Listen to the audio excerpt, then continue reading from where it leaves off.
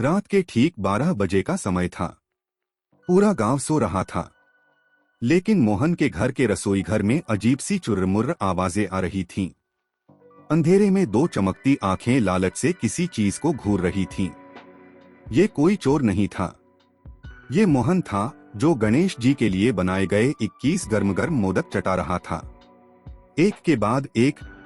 यहीं से असली कहानी शुरू होती है।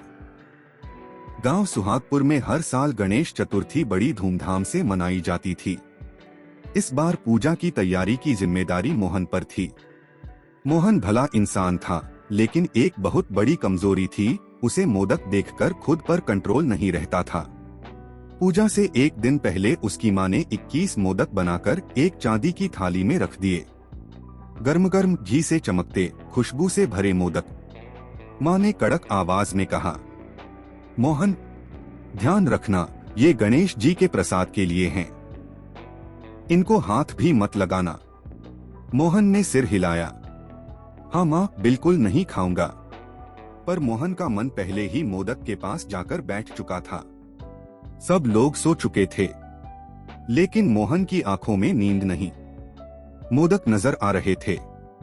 वो बिल्कुल चुपचाप निंजा की तरह उठा, धीरे से रसोई में गया, थाली देखी और उसके मुंह में पानी आ गया। पहला मोदक उठाया, बस एक ही खा लेता हूं। दूसरा उठाया, ये तो थोड़ा बड़ा है, इसे भी आजमा लेते हैं। तीसरा उठा, ये भी अकेला पड़ा है। और देखते देखते सारी थाली साफ हो गई। मोहन पेट सहलाते हुए बोला, अरे गणेश जी तो सबके दुख हरते हैं, मेरी ये छोटी सी चोरी भी माफ कर देंगे। स्वर्ग में गणेश जी आराम से बैठकर मोदक खा रहे थे कि अचानक उन्हें लगा, हम मेरे लिए रखे मोदकों की खुशबू क्यों गायब हो गई। उसी समय नारद जी आ गए। उन्होंने हंसते हुए कहा, गणपति बाप्पा, सुहागपुर के मोदक किसी ने खा लिए हैं। गणेश जी ने पूछा, कौन? नारद जी बोले, मोहन, वही लड़का जो मोदक देखकर खुद पर काबू नहीं रख पाता। गणेश जी मुस्कुराए, अच्छा, तो आज इसे थोड़ी सीख देना पड़ेगी। चलो पृथ्वी पर चलते हैं। और वे एक बूढ़े योगी का रूप लेकर धरती पर आ गए। सुबह मोहन की मां परेशान थी। अरे, थाली बिल्कुल खाली कैसे हो गई? मोहन हकलाया, मां, मुझे नहीं पता। उसी समय दरवाजा खटखटाया। दरवाजे पर एक तेजस्वी बूढ़े योगी खड़े थे, वही रूप बदले हुए गणेश जी।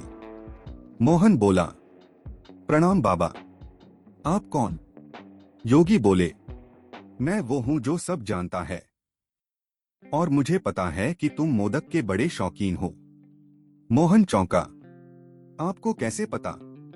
योगी हंस पड़े, तुम्हारे पेट से अभी भी मोदक की खुशबू आ रही है। मोहन के होश उड़ गए। योगी बोले, बेटा, अगर तुम सच में भक्त हो तो मेरी 3 परीक्षाएं पास करो।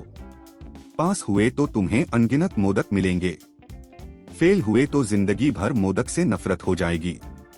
मोहन कांप उठा, नफरत? नहीं बाबा, मैं परीक्षा दूंगा। योगी उसे बाहर एक पेड़ के पास ले गए। वहां सोने की थाली में 101 मोदक रखे थे। मोहन की आंखें चमकने लगी। योगी बोले, इनमें से सिर्फ एक मोदक उठाना है। एक से ज्यादा उठाया तो थाली गायब।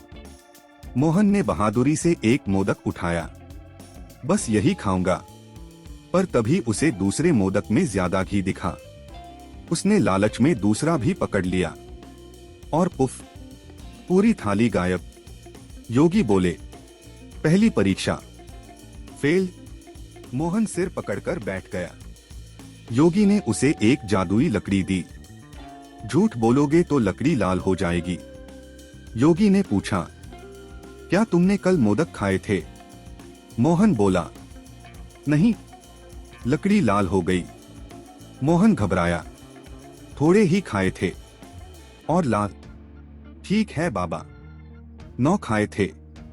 और लाल? अंत में चिल्लाकर बोला, ठीक है। सारे 21 के 21 मैंने ही खाए थे। लकड़ी हरी हो गई। योगी मुस्कुराए। अब आया ना असली सच। योगी उसे गांव में एक बूढ़ी अम्मा के पास ले गए। अम्मा भारी मटका उठाने की कोशिश कर रही थीं। योगी बोले, अगर तुम सच में गणेश भक्त हो तो अम्मा की मदद करो। भक्ति सिर्फ खाने में नहीं, कर्म में होती है।